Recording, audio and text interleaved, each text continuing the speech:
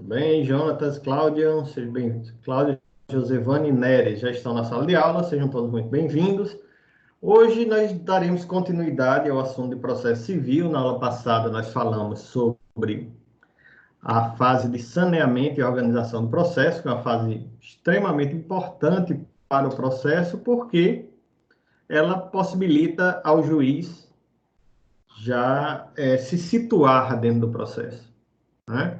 É no saneamento e organização do processo em que o juiz vai determinar o que é fato controvertido dentro do processo, quais são as questões de direito relevantes para o processo, que meios de prova vão ser utilizados a partir daí, a quem cabe o ônus da prova, se ao autor, se ao réu. Então, ele toma pé da situação do processo na fase de saneamento e organização, que é uma fase... Pois não, Cláudia? Professor, depois eu queria mostrar para você e para os colegas também, se for possível, se adequar, por causa das audiências, a possibilidade de audiência virtual.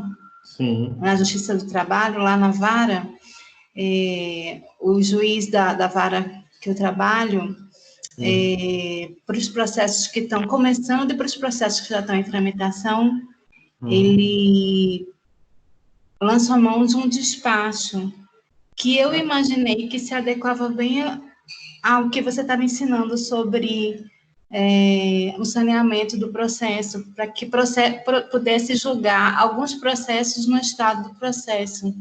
Ah, que legal. Aí eu queria te mostrar para ver se adequa, se dá para exemplificar como uma situação em que isso pode acontecer na prática, né? Você tem como compartilhar sua tela aí para a gente ver? A tela eu não sei mexer ainda no dispositivo da gente. Mas se quiser eu posso tentar mandar pelo WhatsApp. Pode mandar pelo WhatsApp. Mande pelo WhatsApp que eu vejo se eu coloco na tela. Mas se você quiser aprender, você está no computador, Cláudia? Tô no computador. Pronto, mexendo o mouse, vai aparecer uma barrinha de ferramentas aí no meio da tela. Sim. Tem um quadradinho com uma seta, tá vendo? Tô vendo. Para mim, tá desabilitado. Bota assim, aparece assim, somente organizadores e apresentadores da reunião podem compartilhar. Mas agora vai estar habilitado. Eu vou botar aqui, alterar. Pronto, veja se agora habilitou, que eu botei você como apresentadora. Eu acho que sim, você é apresentador, tá? Eu vou ter que fazer o download do despacho, que eu não tenho aqui comigo. Eu vou ver se eu tenho algum PDF com o modelo dele para passar aqui, fica mais rápido, que eu vou ter que entrar no PJE para poder baixar. Mas eu acho que eu tenho, eu devo ter. Quem tiver esses exemplos, sempre traga que a gente gosta de colocar realmente em sala de aula essa experiência pessoal, né? Desculpa ter interrompido você, mas foi porque eu lembrei disso há um tempo, já era para ter falado e não consegui parar, porque a gente está tendo que trabalhar muito e não está sobrando quase tempo. Eu imagino, mas é válido, certo? Esse tipo de interrupção é sempre válido. Viu? Pronto, aí eu vou pesquisar aqui e vejo se eu consigo. Ótimo, é bom que cobre, inclusive, uma falta do professor, porque o professor tinha que ter trazido esses exemplos também, né? E acaba que ainda acaba esquecendo. Então, eu conto com a colaboração de vocês, sempre, certo? Tá certo, professor.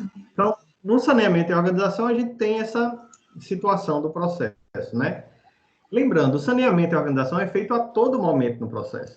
O juiz tem condições de avaliar a situação processual, de verificar condições de validade do processo durante todo o processo. Ele faz isso quando pede para emendar a petição inicial, ele faz isso quando pede que o réu se manifeste em algum sentido, ele faz isso quando analisa nas providências preliminares a necessidade de uma réplica ou não, quando ele avalia se é caso de aplicar ou não os efeitos da revelia no processo. Isso tudo é saneamento do processo. Só que, classicamente, o Código do Processo Civil tem aquele momento em que o juiz vai, em definitivo, falar sobre as condições do processo, as questões processuais no processo, o que é que deve ser feito a partir daquele momento no processo. Tanto que a fase do saneamento o momento até o qual o autor tem a possibilidade de modificar o seu pedido ou sua causa de pedir, né? Então, vê que momento importante no processo. O autor, na inicial, ele determinou, ele limitou a ação do juiz, né? O autor faz isso quando entra com a ação judicial. Ele delimita, através do seu pedido, até onde o juiz pode ir. Por isso que lá na sentença, quando vocês estudarem sentença em processo civil 2, vocês vão ver que existem sentenças que são extra petita, ultra petita, infra petita, são defeitos da sentença que estão relacionados aos limites do pedido na inicial. Então, o autor pode, até o momento do saneamento, modificar esses limites. Óbvio, se for depois da citação, ele vai precisar da autorização do réu, mas é uma possibilidade que pode ser feita até o momento do saneamento. Depois do saneamento, existia a fase probatória. E a gente vai começar a falar dessa fase probatória de trás para frente, porque é como o Código de Processo Civil trata a questão. A audiência de instrução e julgamento na ordem do Código de Processo Civil, a primeira coisa que é tratada depois do saneamento e organização. Mas, curiosamente, a audiência de instrução e julgamento é o último ato de instrução processual. Observe, a gente está no processo, logo depois da fase de saneamento e organização, nós vamos entrar na fase de instrução do processo. Nós vamos instruir o processo. E a fase de instrução nada mais é do que a fase probatória do processo. É aquele momento dedicado exclusivamente para produzir a prova dentro do processo. Por que eu digo que é um momento adequado de se produzir a prova? É um momento em que se tratará exclusivamente da produção da prova. Porque em outros momentos também é produzida a prova. A prova documental é feita desde a inicial. Aliás, o autor tem que trazer os documentos que tem posse desde o início do processo, desde o momento em que ele apresenta a sua petição inicial. Da mesma forma, o réu tem que apresentar os documentos com a sua contestação. Mas, de fato, a prova será instruída, será processada na fase própria, na fase adequada para isso. E eu digo que a gente vai trazer isso de maneira invertida, a fase instrutória de trás para frente, exclusivamente porque o código traz assim, que a audiência de instrução é o último ato de instrução probatória. O último meio de prova que é utilizado no processo é a audiência de instrução para a coleta da prova oral. Então, para que serve a audiência de instrução e julgamento? A audiência de instrução e julgamento é o momento de se produzir a prova oral. E nós temos prova oral chamada de depoimento pessoal, nós temos prova oral chamada de depoimento testemunhal ou oitiva de testemunha, nós temos prova oral chamada de esclarecimento do perito. Então, nós temos diversas provas orais que são reunidas e produzidas dentro da audiência de instrução e julgamento. Então, um momento muito importante do processo. Agora, uma coisa que eu preciso falar para vocês é o seguinte. Eu tenho sempre que relembrar que a audiência de instrução e julgamento do Código de Processo Civil é aquela audiência de instrução e julgamento do rito comum. Porque no rito do juizado, a audiência de instrução é outra. A audiência de instrução e julgamento no juizado especial, na Lei 9.099, ou a Lei 10.259, quando se fala do juizado especial federal, ela é mais completa. Ela é maior, a audiência do juizado. Por que a audiência do juizado é maior? Porque essa audiência do juizado, ela reúne todos os atos processuais. Depois da petição inicial, tudo irá acontecer numa audiência una de conciliação, instrução e julgamento. Eu não tenho fases intermediárias entre a petição inicial e a audiência de instrução. A contestação é apresentada na audiência de instrução, eventual réplica é apresentada na audiência de instrução, a prova é produzida dentro da audiência de instrução. Você terá que se manifestar sobre os documentos juntados pelo autor ou pelo réu na audiência de instrução. Então, são audiências diferentes. Tem muito advogado que se atrapalha, advogado iniciante se atrapalha na audiência do juizado, imaginando que as audiências são iguais, mas não são. Quando você recebe uma citação no juizado especial, é assim nos juizados aqui da capital, em vários juizados, você normalmente recebe a citação para uma audiência de conciliação. E aí fica imaginando o seguinte, bom, se eu fui chamado para audiência de conciliação, eu serei chamado também para uma audiência de instrução. Então, eu vou para a audiência de conciliação de peito aberto, sem me preocupar com nada, juizado especial, depois da conciliação eu vou apresentar minha contestação, então... Só que como o rito é diferente, o advogado que vai para o juizado para uma audiência de conciliação já tem que levar pronta a sua contestação, se ele for advogado do réu. Por quê? Porque logo depois da audiência de conciliação, como a audiência tinha que acontecer de uma vez só, ele pode sair dali e já entrar na mesa para a audiência de instrução. Então, se ele não for preparado, ele não vai ter a contestação para apresentar para o juiz. Isso impede a defesa? De forma nenhuma. Ele pode fazer a contestação oral no juizado. No juizado, você pode, na mesa de audiência de instrução, dizer o seguinte, me dê aqui a petição inicial, eu vou, a partir da petição inicial, me manifestar sobre a petição inicial, fazer minha contestação oral. Então, óbvio, não é o melhor dos mundos. A melhor situação é que você, citado no juizado especial, você já saiba que depois da audiência de conciliação, pode acontecer logo depois a audiência de instrução. Por quê? Só existe uma audiência no juizado especial. E essa audiência, ela reúne todos os atos, conciliação, instrução e julgamento. E por que existe essa audiência de conciliação prévia? Aí uma questão de administração da justiça. O judiciário percebeu que, no juizado, muitas causas são resolvidas na conciliação. Então, você designar várias audiências para um mesmo juiz fazer exclusivamente para homologar uma contestação, é melhor que se faça isso com conciliadores. Então, por uma questão de administração da justiça, se faz o deslocamento da audiência de conciliação no juizado para um conciliador. Mas, como a audiência una, essa audiência de instrução pode ocorrer no mesmo dia. Tanto que o mandado de citação normalmente vem assim, fulano de tal, para comparecer na audiência de conciliação do dia 2 ou do dia 3, às 10 horas, advertido que está que a audiência de instrução pode ocorrer no mesmo momento.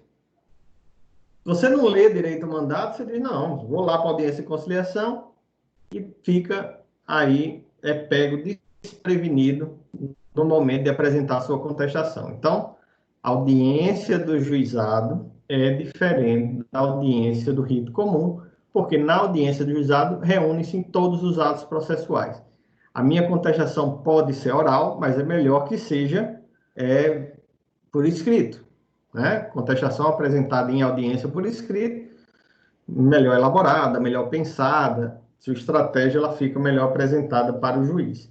Agora, a réplica necessariamente será oral, certo?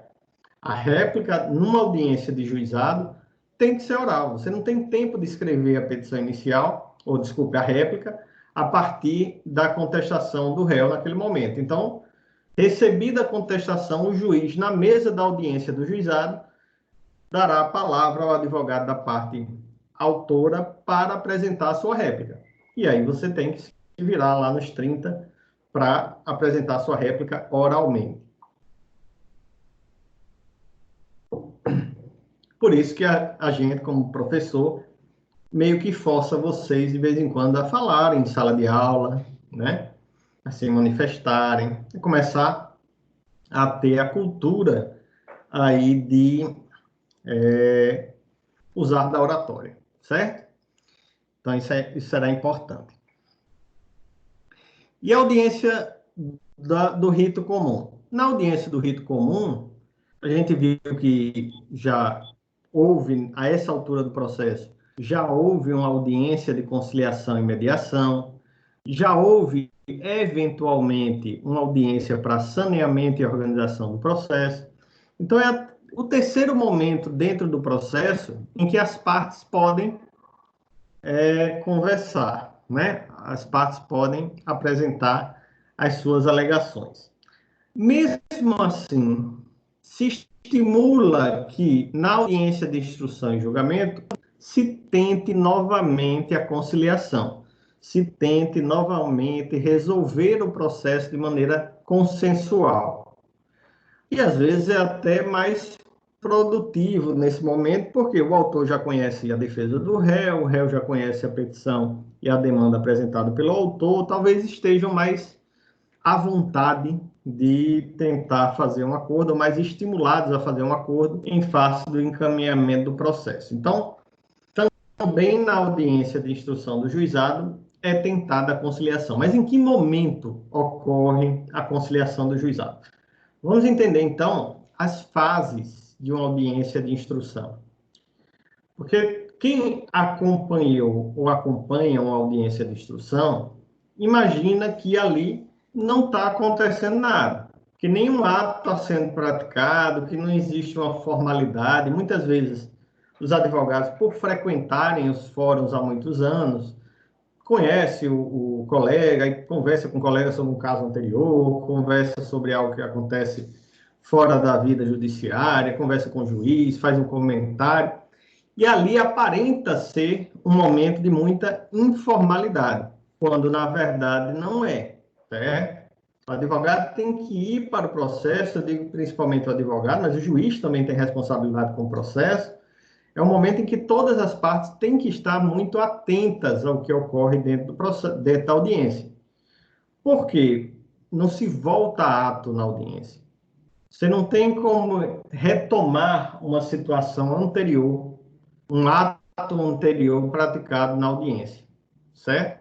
Então, você precisa sempre estar ligado, sempre estar com as orelhas abertas aí, os olhos abertos também, para poder pegar todas as informações dentro da audiência. Então, um bom profissional conhece os atos que são praticados na audiência em sua ordem, em sua sequência. O que é que ocorre primeiro na audiência? A audiência, por incrível que pareça, o primeiro ato da audiência é a abertura da audiência, certo?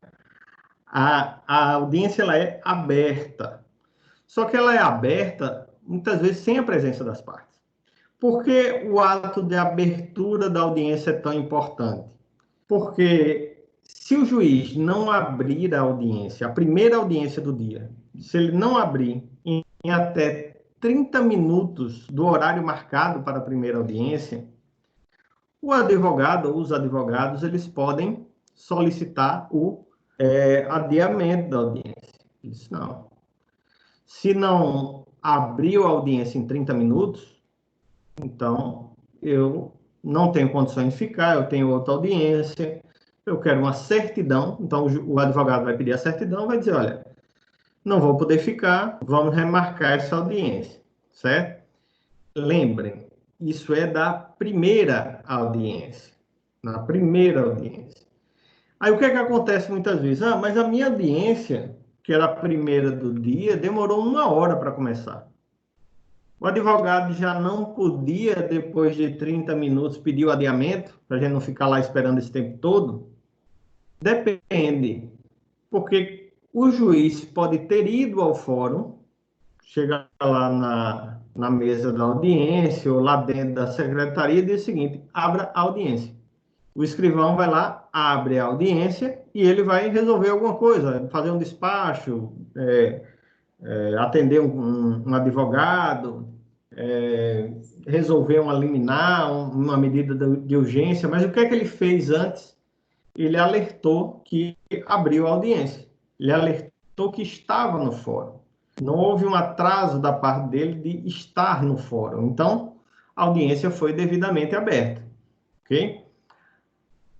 A única hipótese em que vai se poder solicitar esse adiamento por força de atraso do juiz é se ele não fizer essa abertura em 30 minutos. Por isso que toda ata de audiência tem, logo no início, a informação. Aos tantos dias do mês tal, do ano tal, nas dependências da segunda vara civil da comarca de Aracaju, foi aberta a audiência pelo excelentíssimo senhor juiz, fulano de tal, certo? O que é que ele fez ali? Ele abriu a audiência. As partes foram chamadas? Não, ainda não. As partes vão ser chamadas a seguir. Então, o próximo ato praticado na audiência de instrução é o pregão, certo? O que é o pregão? Pregão não é um prego grande. Pregão é a chamada das partes para comparecimento na audiência. Então, o juiz ou o escrivão chama fulano de tal, compareça à sala de audiências da segunda vara. Fulano e ciclano de tal, às vezes é mais formal que isso, né? A audiência do processo número tal do quinto juiz, da quinta vara civil. Fulano de tal e ciclano de tal compareçam à audiência. Então, isso é a chamada das partes. As partes comparecem a partir dessa convocação. Quantas vezes tem que chamar? Não tem nada regulando isso. O Código de Processo Civil não diz quantas vezes o juiz tem que chamar a parte para que ela compareça à audiência. Pode chamar uma vez só. Chamou uma vez só, não está, audiência encerrada. Chamou 2 vezes, 3 vezes, não importa, certo? Agora, as consequências da ausência é que são importantes. E é isso que a gente precisa também aprender. Quais são as consequências de você ser ausente a uma audiência de instrução? Primeiro, vamos pensar na audiência do juizado. Já que a gente está fazendo esse comparativo, vamos falar da audiência do juizado. Se o autor falta a audiência do juizado, qual a consequência? Se o autor faltar a audiência do juizado especial, o processo é extinto sem julgamento do mérito, certo? O autor faltou, extinção sem julgamento do mérito. E se o réu faltar? Se o réu faltar, a consequência é a revelia. Revelia. Por quê? O que é revelia? A ausência de contestação. Se ele não apresenta a contestação na audiência, o réu é revel. Ok? A falta a uma audiência é considerada ato atentatório à dignidade da justiça e é passivo de multa, inclusive. Certo? Só que no rito comum do Código de Processo Civil, a consequência é diferente. A consequência é outra. Se o autor ou o réu faltam à audiência de instrução, o processo não é extinto e não há também a revelia. O processo não é extinto porque o processo já está formado. O réu não é revel porque o réu já apresentou a sua contestação no momento adequado. Então, o que é que vai acontecer quando houver a ausência do autor ou do réu? As provas que pretendia produzir autor e réu podem ser dispensadas pelo juiz. Então, o processo continua. Mas o autor pediu a ouvida de uma testemunha. Ele disse, olha, eu quero ouvir a testemunha tal. Só que ele não compareceu à audiência, o autor. O juiz pode simplesmente dispensar a testemunha. Dizer, não, olha, você está dispensado. A parte contrária vai poder produzir a prova sozinha. né? Então, é uma vantagem, né, para a parte que compareceu à audiência. Por isso, não pode ficar faltando audiência direta. Ok? Então, a primeiro ato é a abertura da audiência, o segundo ato é pregão das partes, para as partes comparecerem à audiência. Terceiro ato processual, logo depois da chamada das partes, é importante. O juiz, nesse momento, ele é estimulado a tentar o acordo entre as partes, certo? Naturalmente, ele sabe que se tentar o acordo nesse momento, ele vai conseguir solucionar a questão sem precisar praticar outros atos processuais. Então, logo depois que as partes entram na audiência, o juiz questiona se há a possibilidade de se fazer algum acordo para agilizar a demanda, certo? Não havendo acordo, ela restando infrutífera, né, caso uma das partes faça uma proposta e a outra não concorde, aí vai começar a produção da prova em audiência de instrução. E é muito importante as partes estarem atentas a esse momento. Pode parecer uma besteira, mas o início da produção da prova em audiência pode fazer precluir um direito que você tenha. Então, observe. Olha a sequência. Audiência aberta, pregão das partes, vocês sentam na mesa de audiência e o juiz questiona se há possibilidade de acordo. Ambas as partes se manifestam dizendo que não há acordo. O juiz, a partir desse momento, irá anunciar o início da produção da prova oral. O primeiro ato de produção da prova oral é o depoimento pessoal do autor, certo? Esse depoimento pessoal do autor pode acontecer por pedido da parte contrária, o advogado da parte contrária solicita o depoimento do autor, ou por vontade do próprio juiz. O juiz pode dizer que quer interrogar o autor, ok?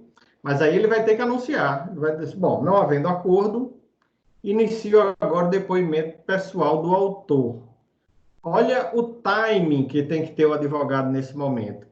Caso você tenha algum documento para ser juntado no processo, o momento final, o momento limite que você pode apresentar esse documento é até o início da produção da prova oral. Se você deixa para juntar esse documento depois, né, como acontece nos filmes de Hollywood, que o sujeito guarda o documento até o final, lá nas razões finais, no último momento antes do julgamento, ele diz, mas doutor, eu tenho um documento aqui que comprova o meu direito. Putz, não era o momento adequado. Você não vai poder juntar esse documento no processo. Então, entre a última tentativa de conciliação e o início da prova oral, você tem que pedir a juntada de algum documento que você tenha em mãos.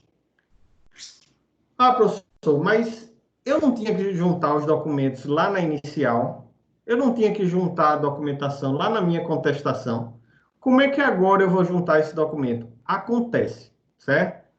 Acontece do cliente não ter lhe mostrado o documento, acontece do cliente ter sabido desse documento só posteriormente. E acontece de ser um documento novo também, às vezes. Então, é natural que chegue na audiência e o advogado tenha um documento importante para juntar no processo. E aqui eu vou dar uma dica para vocês que querem advogar.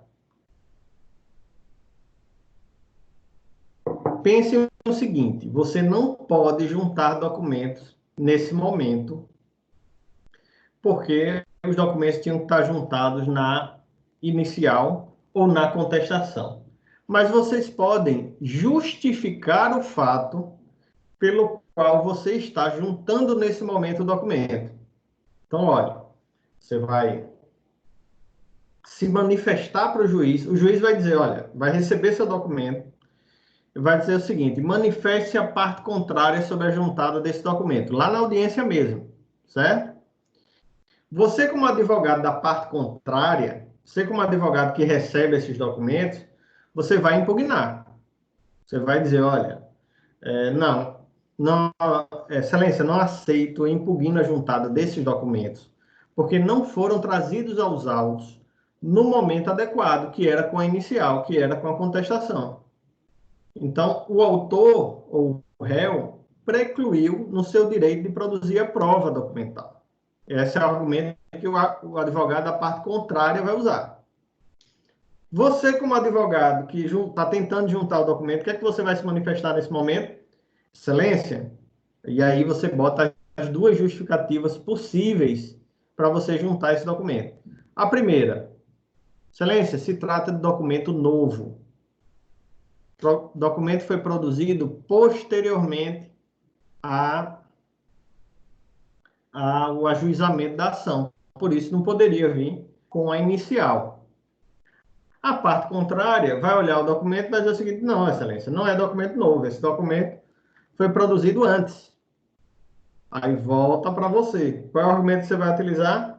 Excelência, pode até ter sido produzido antes, mas o meu cliente só teve acesso ao documento, ou só teve conhecimento do documento depois, certo? E para isso não tem escapatória. O juiz vai acabar recebendo, certo? Esse documento. A não ser que no documento tenha uma assinatura sua, né? Anterior, tal, mas é o argumento definitivo. Você dizer que só teve conhecimento do processo depois, ou conhecimento do documento, ou acesso ao documento, posteriormente ao ajuizamento da ação. Ok? Então, fica esse dois advogados que sabem o que estão fazendo na mesa da audiência, um responde para o outro já sabendo qual vai ser a resposta do outro, né?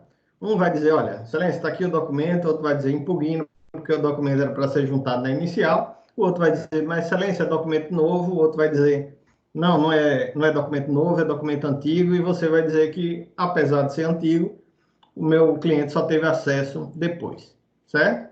Agora, o advogado que não sabe isso vai se enrolar aí no meio do campo. Joia? Então, muita atenção para o momento do início da produção da prova oral. E eu cometi um erro aqui que eu vou me consertar. Eu falei que o primeiro ato de produção da prova oral era o depoimento pessoal, mas não é.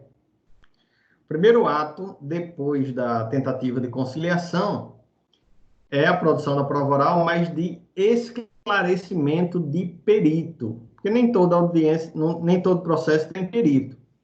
Tem perícia produzida, né? Como eu expliquei, a audiência de instrução é o último ato de instrução probatória. A gente está olhando de trás para frente.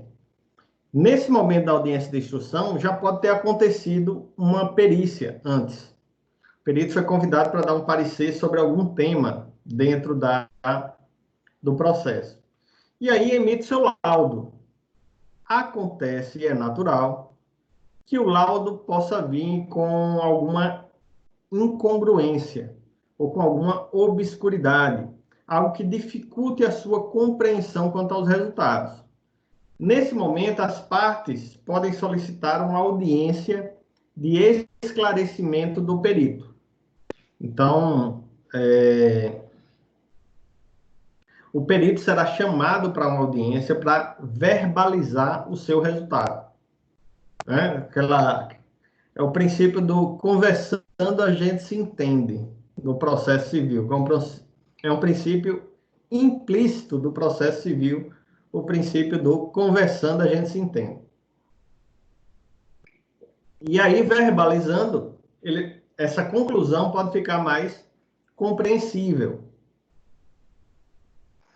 Mesmo assim, nesse momento, as partes podem se fazer acompanhar por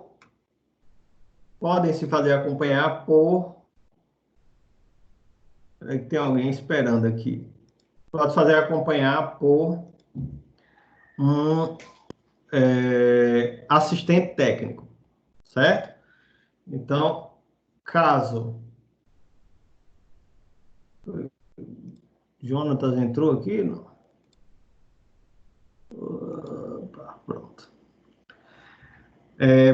Pode se fazer acompanhar por um assistente técnico que irá conversar de igual para igual com o perito.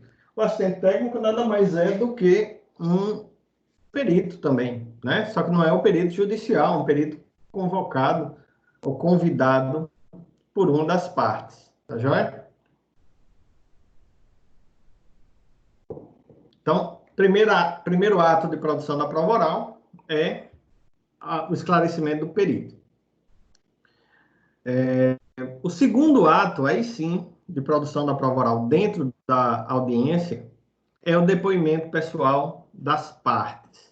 Lembrando, o depoimento pode ser solicitado pelo juiz, ou determinado pelo juiz, e o depoimento pode ser requerido pela parte contrária. Então, eu, como advogado do autor, posso ter interesse em ouvir o réu. E o advogado do réu pode ter interesse em ouvir o autor. É interessante isso dentro do processo, as partes acabam falando quase sempre através do seu advogado. No momento mais adequado de falar numa audiência, há necessidade da solicitação da parte contrária para que a pessoa fale pessoalmente dentro do processo. Eu acho que isso é algo que tinha que mudar dentro do processo. Que todo o processo tinha que se dar a oportunidade às partes falarem, independente de solicitação da parte contrária. Isso é importante, né? Alguns juízes mais democráticos, mesmo sem solicitação formal de ouvida da parte contrária, solicitam que o autor e réu se manifestem sobre a causa sem tumulto, né? Para que ele também tenha acesso a outros níveis de sensibilidade processual. Isso é importante, né? Muitas vezes o juiz decide segundo a sua experiência pessoal. Já vi juízes em ações de aposentadoria rural, antes de decidir, ele quer pegar na mão do autor para saber se ele está com a mão calejada, né? Quem conversa com ele para ver se ele compreende a lida no campo, ver a pele queimada de sol. Então, tudo isso são informações importantes para que o juiz, fora do direito, usando a sua experiência pessoal, possa decidir uma questão. Eu tenho até um artigo que está para ser publicado sobre isso. Senso comum em direito. Como algumas questões são decididas a partir de considerações de senso comum. Quando eu publicar esse artigo, eu disponibilizo para vocês. Estou aguardando, está no prelo, né, para publicação. Justamente por isso, para que as partes possam se manifestar. Nós não temos, por mais que aparente, um processo civil democrático. Porque no processo civil, o processo civil, para ser mais democrático, ele teria que permitir a manifestação pessoal das partes, não apenas a manifestação profissional. Ok? E aí, como é que ocorre o depoimento pessoal das partes? Primeiro, o juiz vai estar conduzindo lá a audiência, né? Ele tem que anunciar, isso é importante, a audiência é pública, então, em sendo pública, ele tem que anunciar todos os atos. Olha, vou passar nesse momento a produção da prova oral com o depoimento pessoal do autor. Por que o autor é ouvido primeiro? É a ordem natural das coisas, né? O autor está apresentando a demanda, quem necessita da defesa é o réu. Então, o autor se manifesta primeiro, o réu irá se manifestar depois. Quando o autor fizer o seu depoimento, o réu é retirado da sala. Então, o réu não escuta o depoimento do autor e o autor não escuta o depoimento do réu. Ok? No depoimento do autor, e aí é um tema de muita polêmica, o que eu vou dizer aqui, certo? Quem pergunta ao autor? Quem é que pode fazer perguntas ao autor?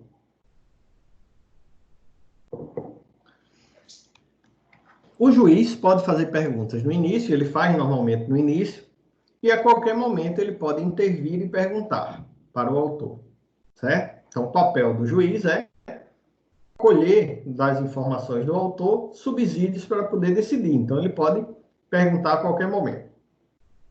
O Ministério Público, normalmente, quando convocado, nas situações em que é necessária a intervenção do Ministério Público, ele pergunta logo depois do juiz, também pode fazer perguntas a qualquer momento. Ele é fiscal da lei, certo? E logo após o Ministério Público, e aí vem a grande questão que eu já tive alguns debates com alguns juízes sobre isso, alguns são mais sensíveis, outros não, perguntaria o advogado do autor. Ah, mas o advogado do autor pode perguntar para o seu cliente? Pode, e no meu entender, deve. Porque o advogado do autor, ele participa de todos os atos de produção de prova. Por que que ele não participaria do depoimento pessoal do autor? Né? Então, assim, não existe limite ao direito que tem o advogado do autor ou ao próprio autor de produzir a prova. Só que aos que defendem que o advogado do autor não poderia perguntar para o autor. Só quem poderia perguntar para o autor é o advogado do réu. Então, o juiz, assim que encerrasse as perguntas do Ministério Público, ele passaria a palavra ao advogado do réu. E acontece isso muito em mesa de audiência. O juiz, para acelerar o processo, simplesmente ignora o advogado do autor e passa a palavra ao advogado do réu. Nesse momento, o advogado do autor deve dizer: Excelência, eu gostaria de fazer perguntas ao meu cliente. Intervém nesse momento. Porque, olha, uma das situações em que o advogado ele tem que estar atento na audiência. Ele saber que, no momento em que for ultrapassado um passo processual importante, ele intervenha para evitar a continuidade. Porque uma vez iniciadas as perguntas do advogado do réu, ele já não poderá mais fazer as suas. E por que é tão importante ao advogado do autor perguntar para o seu cliente? Eu vou dar um excelente motivo para isso. É a questão psicológica, emocional do seu cliente. Seu cliente está sendo inquirido num ambiente formal que ele provavelmente nunca viu na vida. Ele está com medo do juiz, ele está com medo do promotor, ele está com muito mais medo do advogado da parte contrária, porque vê nele um inimigo, certo? Ele pode ver o juiz de maneira como autoridade, o Ministério Público como autoridade, mas o advogado da parte contrária, ele vê como um inimigo mesmo, certo? O advogado da parte contrária é um inimigo. Então, ele vai estar naturalmente muito nervoso no momento das perguntas do advogado do réu. O que é que você, como advogado, tem que fazer? Perguntar tudo o que for possível perguntar para ele. Porque você vai perguntar de uma maneira menos incisiva, mais assertiva. Então, o advogado que atento a isso, ele vai questionar de maneira adequada ao seu cliente. Adequada e completa, porque você não quer deixar margem para que o advogado do réu faça as mesmas perguntas com outro tom. Ok? Então, você esgota a possibilidade de pergunta dele. Seu cliente vai estar tranquilo. Eu tive cliente que tava, de tão nervoso que estava, foi questionado. A primeira pergunta que o juiz fez foi: como é o nome do senhor? Ele não soube nem o nome. Deu branco o nome dele. Ele disse a ele: o pessoal me chama de... Aí disse o apelido. Mas não lembrava o nome, de tão nervoso que estava. Eu tive que conversar com o juiz e dizer: excelência, entenda a situação dele, ele está muito nervoso, tal. Graças a Deus era um juiz sensível a isso, e percebeu o nervosismo na cara do meu cliente. Pediu uma água, tal, começaram a conversar de maneira mais informal, e ele foi se soltando. Agora, imagine o advogado da parte contrária, vindo com gosto de gás, querendo fazer todo tipo de pergunta para ele. Você, como advogado do autor, tem que estar atento. Diga aí.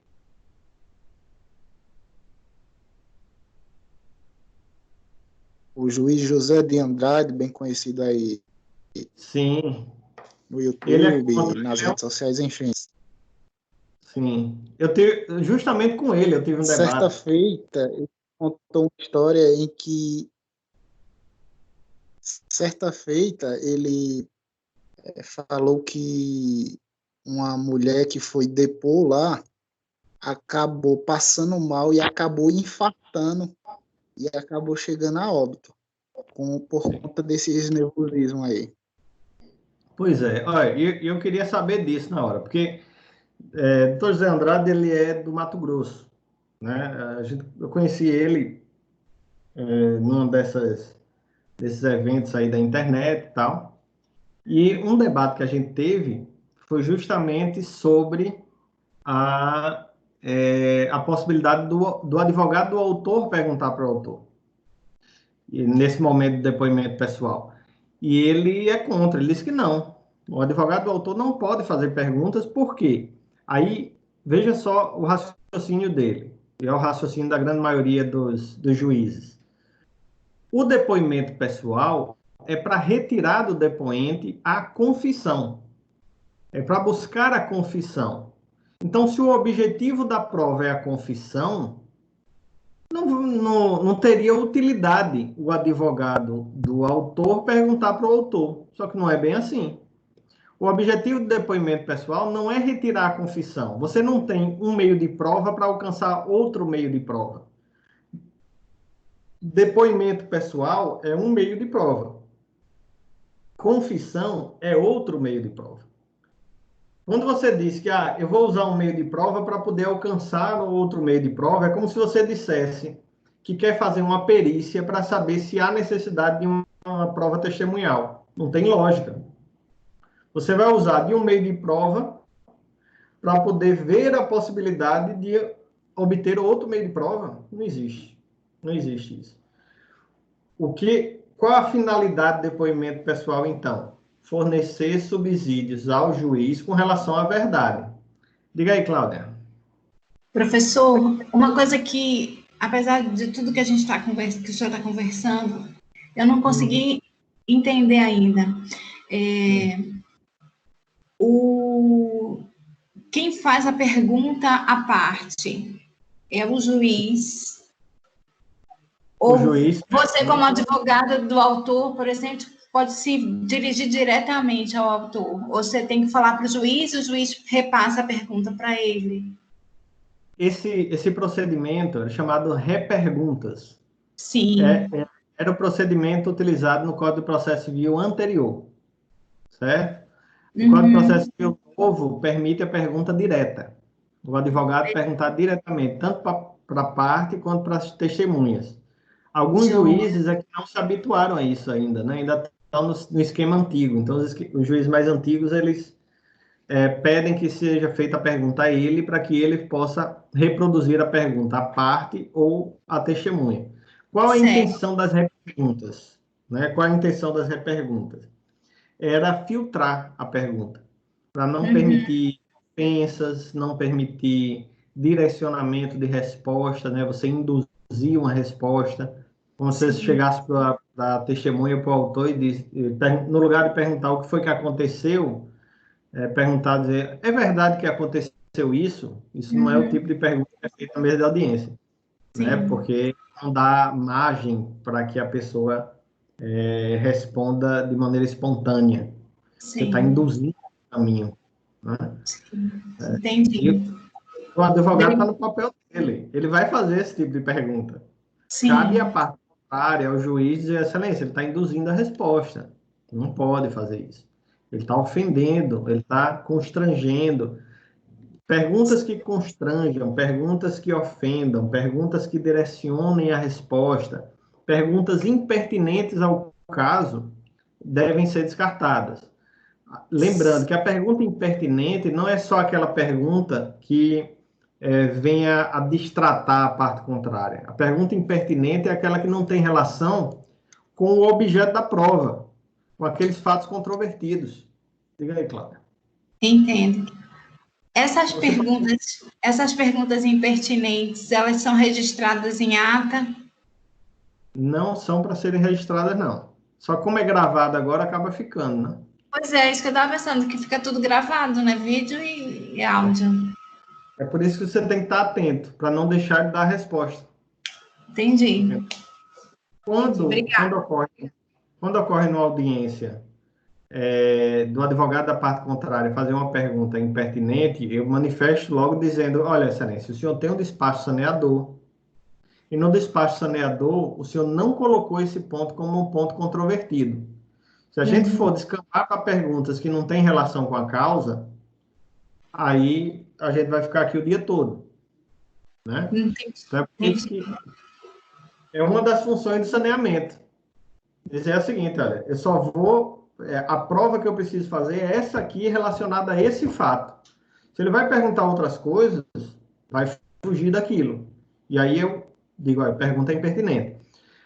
O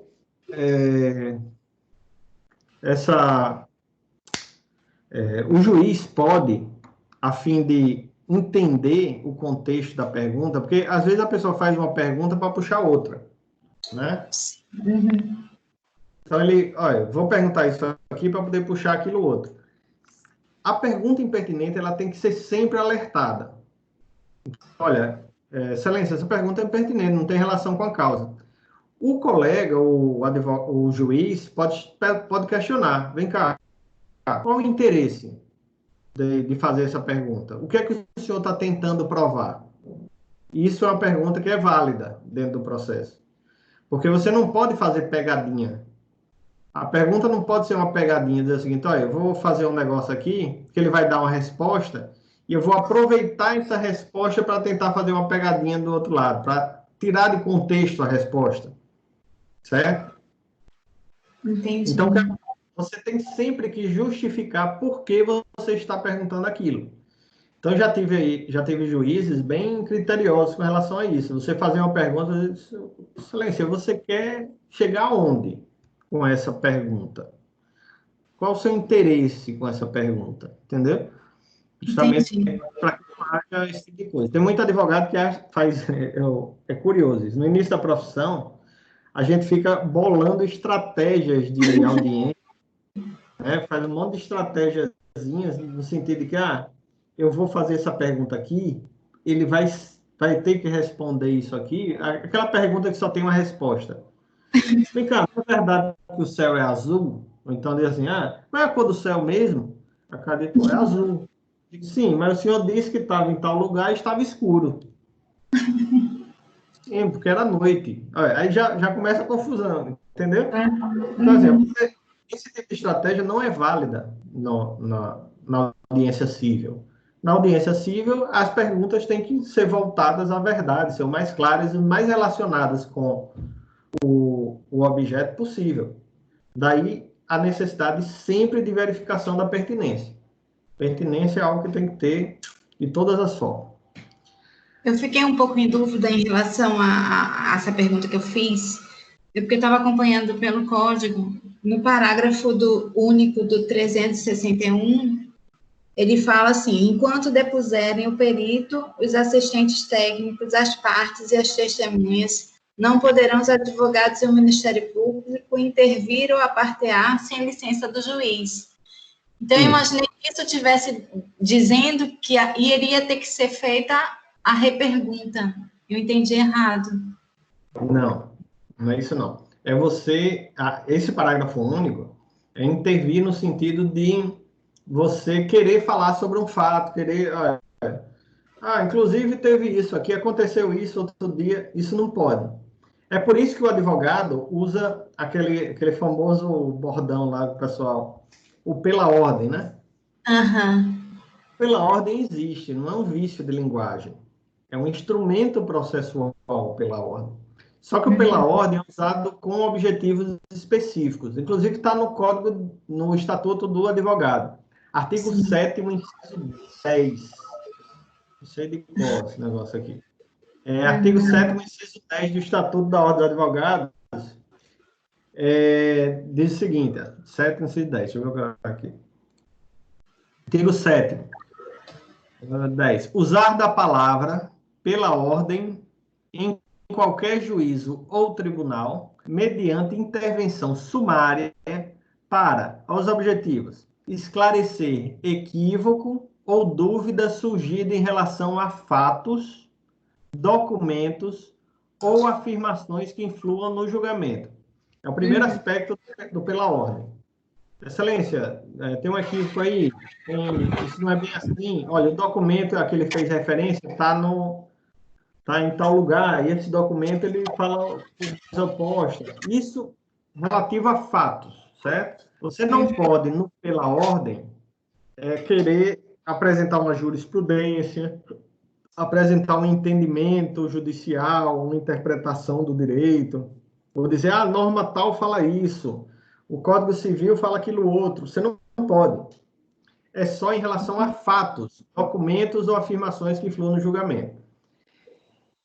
E aí pode também replicar a acusação ou censura que lhe forem feitas. Então, se, por exemplo, no depoimento do autor, o autor ofende o advogado ou age de maneira desrespeitosa com o advogado, o advogado pode apartear pela ordem, dizer, excelência, pela ordem.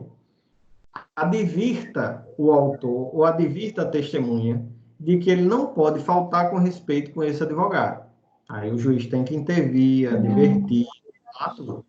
É a forma que o advogado tem de apartear, de intervir apenas nessas situações. Mas, fora isso, ele não pode interferir no depoimento das partes. Certo. Ok? Certo. Tá bom, obrigada. Nada. Onde é que a gente está? Sim, depoimento. Então, depoimento do autor, como eu disse, eu entendo que, como advogado do autor, eu tenho todo o direito de participar da produção de todas as provas de maneira ampla, inclusive fazendo a pergunta. Há quem defenda que não. Como eu expliquei, há aqueles que dizem que o advogado do autor não pode fazer perguntas ao autor, ao seu cliente, porque o objetivo da prova é buscar a confissão. Eu não concordo, porque acho que a confissão é outro meio de prova, totalmente diferente do depoimento, certo? Mas vamos lá. E aí, feito o depoimento do autor, nessa sequência, nós vamos para o depoimento do réu. Então, o réu irá depor sobre os fatos conhecidos por ele, e o autor sai da sala. Percebo que nessa sistemática, se o advogado ele advogar em causa própria, vai ter um problema.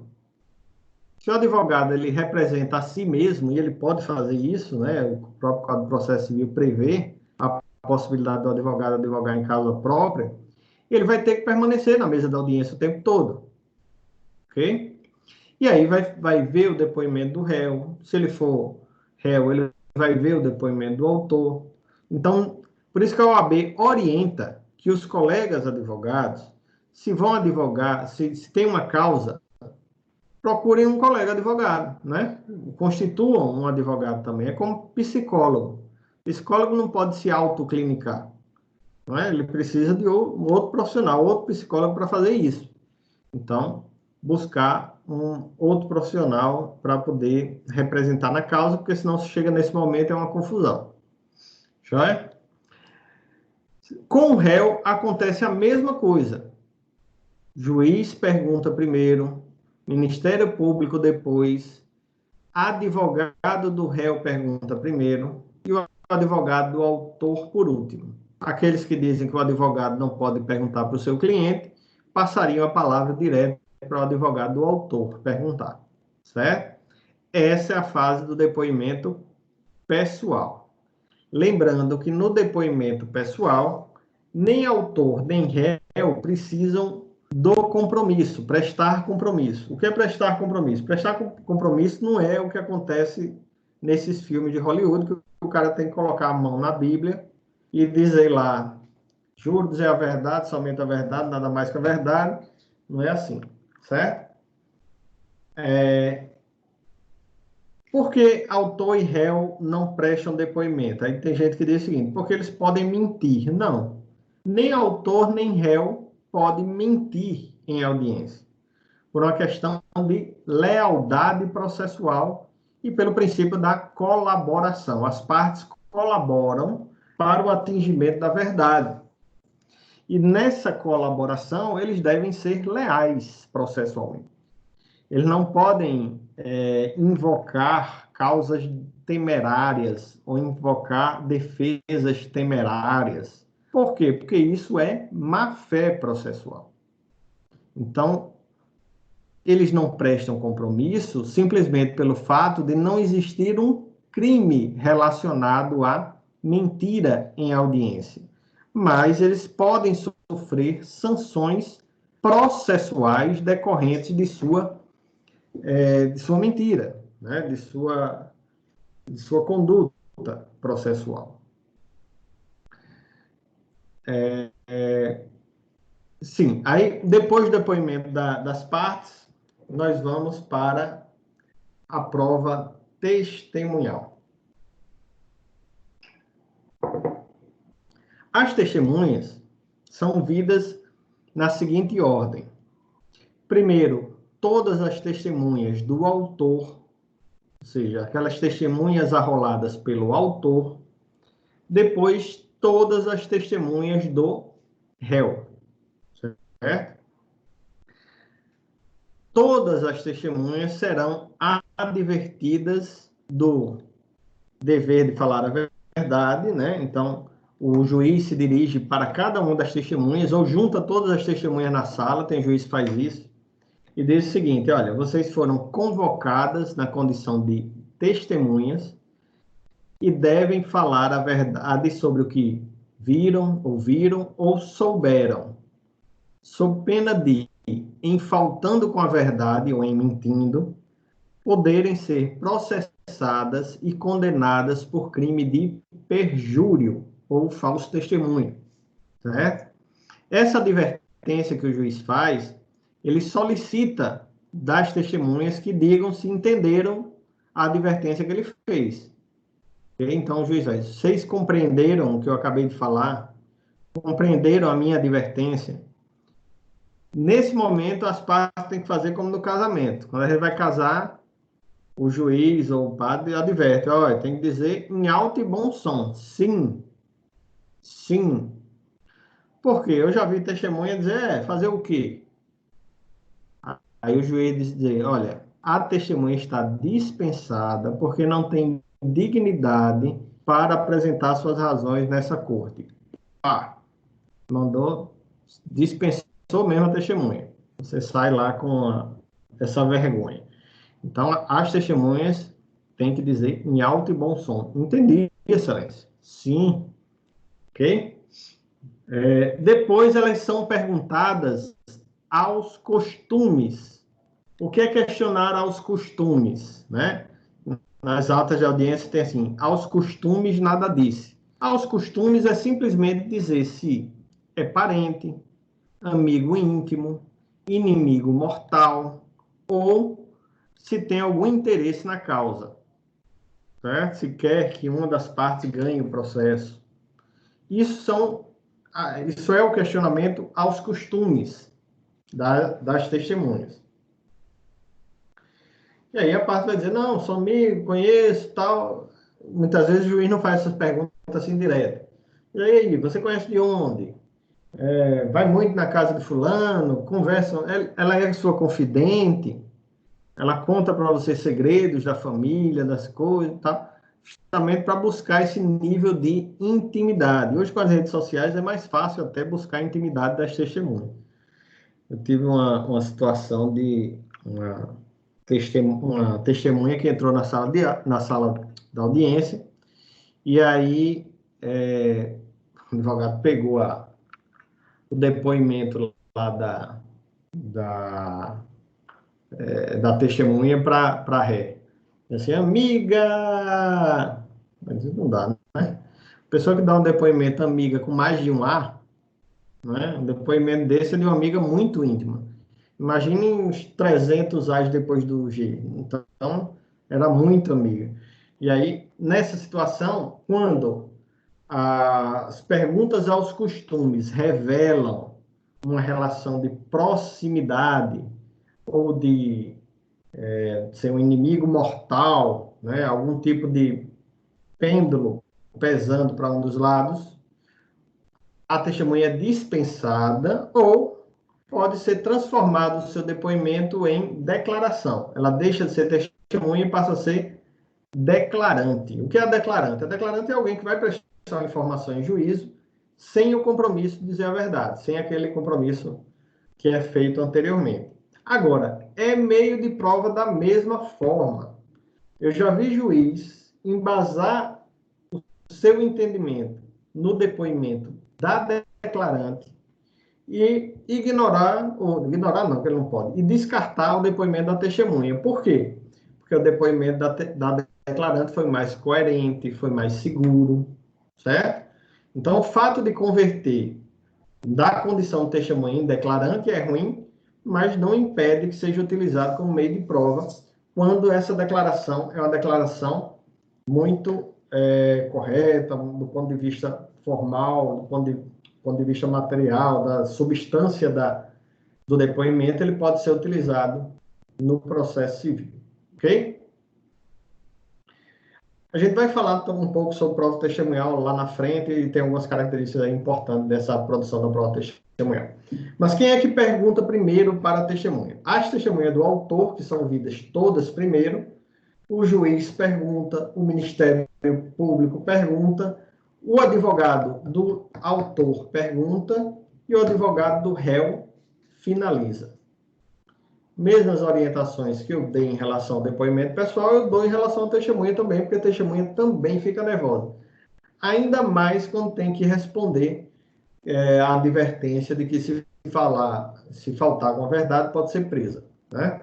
Então, isso aí chama assim, a atenção da testemunha. Por isso, se for perguntar para a testemunha, e aí você tem direito de perguntar para a testemunha, esgote tudo que você tem que perguntar para ela. Ah, professor, eu devo orientar minhas testemunhas? Eu digo para você, não. Eu sou advogado há 18 anos. Nunca orientei testemunha. Ah, o professor está mentindo. Não é. Porque eu já vi de tudo numa mesa da audiência. Mas a pior coisa que pode acontecer com o advogado na mesa da audiência é sua testemunha mentir, ser descoberta e virar para você e dizer o seguinte: olha, foi ele que falou para eu falar isso. Eu já vi acontecer isso em mesa da audiência. Então, assim, não vale a pena. Agora, não deixe de conversar com as testemunhas. Não deixe nunca de conversar com a testemunha. O que é que você vai conversar com ela? Você vai conversar sobre a causa.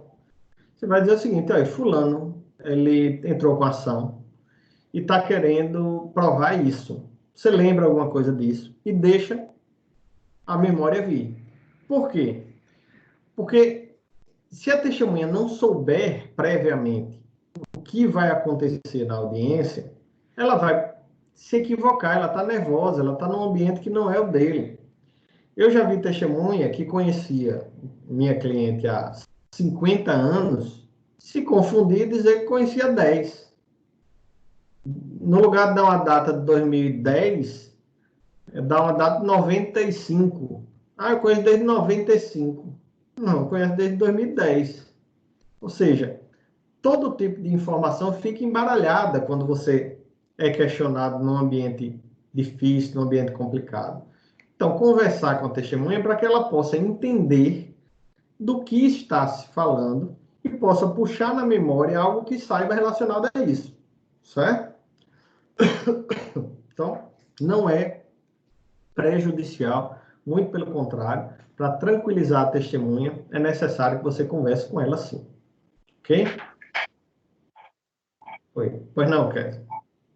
Professor, Diga aí. como estaria a possibilidade de conversar com a testemunha da parte contrária, por exemplo, em uma sala de espera? Haja vista que não poderia estar presente Eu no não aconselho. interrogatório. Oi? Não, vai estar presente no interrogatório. Lá no depoimento da testemunha está todo mundo na sala de audiência. Eu não aconselho você conversar com a testemunha antes, a testemunha da parte contrária antes da audiência, não. Porque a testemunha pode dizer lá que você tentou intimidar, que você procurou ela para mudar o depoimento. Então, nada disso é válido, não. Se foi convocada uma testemunha que você conhece, né? Acontece às vezes. A parte contrária chama um colega. advogado para testemunhar, exclua ele de suas redes sociais. Não fale com ele até a audiência, para não dar confusão. Certo? Então, você conversa com as suas testemunhas. Com a testemunha da parte contrária, você ignora as testemunhas da parte contrária até o dia da audiência. Agora, você vai tentar obter informações sobre as testemunhas. Isso é importante. Então, saiu o rol de testemunha da parte contrária, liga para o seu cliente e diz, olha, as testemunhas fulano de tal, ciclano de tal, foram convocadas. O que é que elas sabem sobre o caso? Qual é a relação delas com você, com a parte contrária? Tudo isso você precisa saber antes. Agora, através do seu cliente. Nunca através da testemunha. Ficou claro? Claro. Joia. Sim, aí as testemunhas do autor ouvidas, pergunta primeiro o advogado do autor, o juiz, Ministério Público, advogado do autor, advogado do réu. Com as testemunhas do réu, inverte-se aí os advogados. Pergunta primeiro o juiz, depois o Ministério Público, o advogado do réu pergunta primeiro as testemunhas do réu e o advogado do autor pergunta depois, ok? Terminado o depoimento das testemunhas, nós passamos para a próxima fase do processo, ou da audiência, desculpem, que é uma nova tentativa de conciliação. Então, o juiz vai exortar as partes das vantagens de chegar a uma conciliação nesse momento, uma vez que toda a prova já foi produzida no processo. E aí, não havendo conciliação, não havendo acordo entre as partes, o juiz vai abrir para memoriais, certo? Aliás, razões finais. Memoriais. As razões finais necessariamente são orais. A regra é que as razões finais são orais. A exceção é que elas sejam por escrito. Só será convertida em memoriais escritos se a causa for muito complexa, muito difícil. Aí as partes podem fazer isso de maneira escrita. Por isso, preparem-se sempre, na audiência, você tem que estar sempre preparado para as razões finais orais. E não é difícil, por quê? Nas razões finais orais, a única coisa que você vai fazer é analisar a prova. Tem muita gente que nas razões finais perde os 20 minutos que tem, aliás, então, 20 minutos, tentando convencer o juiz do direito, ou seja, falando sobre o direito. E não é o papel das razões finais, porque o direito você já falou lá na réplica, você já falou na inicial, você falou na contestação. Não tem necessidade de você estar falando do direito nas razões finais. Você vai falar da prova. Você vai dizer, olha, excelência, terminamos a produção da prova. E nesse momento do processo, o senhor pode estar, o senhor deve estar convencido do direito do meu cliente, por quê? A prova tal reforça a existência de determinado fato, a outra prova pericial foi produzida e concluiu em tal sentido, nós ouvimos aqui a testemunha do autor afirmar determinada coisa, a testemunha do réu se contradisse, você vai analisar as provas a favor do seu cliente, certo? Esse é o momento e o conteúdo que deve existir das suas razões finais, certo? Esqueça de dizer, porque o artigo tal, da lei tal, fala isso, o artigo tal. Quando começa depoimento pessoal de advogado, citando artigos, citando jurisprudência, citando STF, STJ, eu já digo, rapaz, vai para lugar nenhum isso não, né? Razões finais é para analisar a prova. Por quê? O juiz vai sair dali e vai decidir. Ele pode decidir em audiência, mas é menos comum. Mas ele vai sair dali com as anotações todas do que você falou, das razões finais, da audiência, ele tem a ata da audiência ali em mãos. Então, é importante que você diga, os fatos favorecem o meu cliente. Afirme isso e demonstre isso, que os fatos favorecem o seu cliente, porque o processo só chegou nesse momento, só chegou naquele ato processual ali das razões finais, porque necessitava de prova. Se ele necessitasse só de direito, já teria sido julgado lá atrás, no julgamento conforme o estado do processo. Se chegou nesse momento, é porque o juiz sentiu necessidade de produção de prova. Então, demonstre que a prova favorece o seu cliente, seja ele autor, seja ele o réu.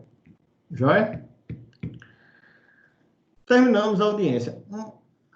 Detalhes de produção dessa prova testemunhal, detalhe do depoimento pessoal, a gente vai ver quando tratar aqui das provas em geral, desculpe, das provas específicas, certo? Prova testemunhal, depoimento pessoal, confissão, outras informações sobre esses meios de prova, a gente vai ver nas próximas aulas. Tá joia? Alguém tem alguma dúvida com relação à aula de hoje? Gostei muito da participação. Cláudia, conseguiu aquele material? Professor, eu encaminhei para o WhatsApp, eu tentei colocar aqui, eu não acertei. E eu coloquei uma observação, assim, o que ocorre? Para o rito trabalhista é diferente um pouco, né, em comparação com o que a gente tem aqui no direito civil. Pelo que eu entendi, diante dessa realidade nova que a gente está tendo agora, da devolução dos prazos processuais e da possibilidade de acontecerem algumas audiências telepresenciais, né, que isso é uma novidade ainda, pelo menos no primeiro grau, bastante grande. E acho que para tentar adaptar isso, se adaptar a esse momento todo, foi feito esse despacho, principalmente para processos que estão começando agora, que não foram instruídos ainda. E esse despacho que eu pedi, que eu passei para você. E o que ocorre? Nesse despacho, ela é pedido que o réu entregue a contestação em 15 dias, como é feito no procedimento civil, né? Com a contestação, o autor vai ser intimado a replicar em 5 dias e a juntar, a falar das provas que pretende produzir, e com base nessas informações e nos documentos que estão no processo, o juiz vai fazer assim, aí sim vai fazer o despacho saneador, e nos processos que for possível já serem julgados com aquelas provas, serão julgados, virão para julgamento. E os outros que tiverem intenção em fazer a prova, a audiência, né, de instrução, enfim, ou fazer audiência de conciliação, isso tudo está nesse despacho que eu coloquei aí. E eu achei super interessante, porque mudou completamente a maneira como se faz na Justiça do Trabalho, e veio justamente sinalizar coisas que você estava ensinando para a gente agora, e a intenção do juiz é fazer esse despacho saneador e julgar os processos que forem possíveis de serem julgados sem precisar de audiência, de instrução. Exatamente, muito bom.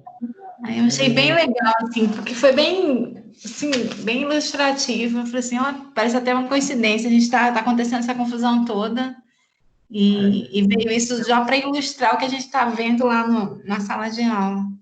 É uma situação inusitada, né, que a gente está vivendo, de necessidade de produção de prova. Eu vi aqui, ó, as partes deverão comunicar ao juiz de forma sigilosa, se entender necessário, todos os canais telemáticos de comunicação que eventualmente disponham, tá? Como e-mail, celular, telefone, WhatsApp de partes, advogado e testemunha, caso seja realizada audiência telepresencial. Deverão também informar à disposição o nome dos meios técnicos para a realização das audiências virtuais, notadamente. Pronto, o que é que ele está fazendo aqui?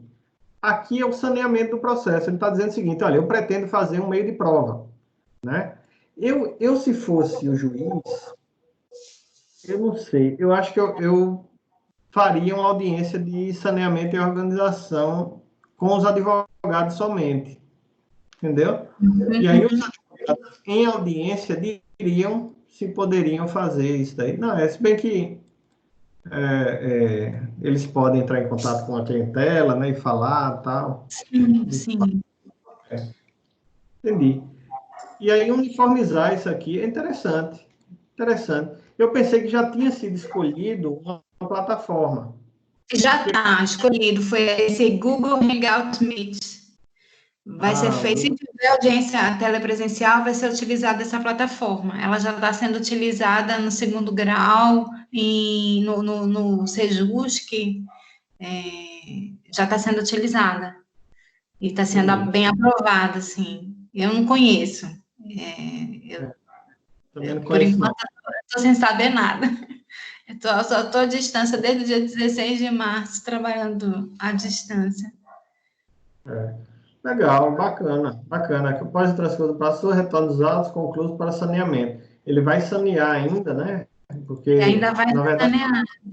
Ele está preparando, né, o saneamento para dizer, vamos fazer audiência de tal forma, vamos fazer manifesto documentalmente e tal. Muito interessante. Legal. Isso é conversar com... É o princípio do conversando, a gente se entende, entendeu? O princípio da colaboração no processo. É o juiz entender que vão existir dificuldades. Porque imagine se o juiz chegasse simplesmente e dissesse, vamos fazer audiência através do Google Meeting. Aí meu cliente diz o seguinte, mas doutor, não tem nem internet em casa. Como é que eu vou para essa audiência? Entendeu? Lá no escritório, o que a gente está fazendo? A gente está fazendo uma sala de videoconferência. Porque o cliente quiser, vai lá para o escritório. E assiste lá do meu lado, né? Não precisa eu estar no lugar, o juiz no outro e ele no outro. E as partes em outros lugares. Não. Eu levo lá para o escritório. Só eu e ele, não vai ter operação nem nada. O problema vão ser as testemunhas. E aí a gente vê também se leva as testemunhas também, bota em outra sala, com uma câmerazinha lá. Tudo isso a gente tem que pensar, né? Mas bem legal, muito interessante. E parabéns lá ao juiz pela iniciativa. Muito bom. Então tá certo, professor. Era só para compartilhar. Valeu mesmo. Obrigadão a todos, um abraço, até amanhã. Obrigada, boa noite. Tchau. Tá gravando.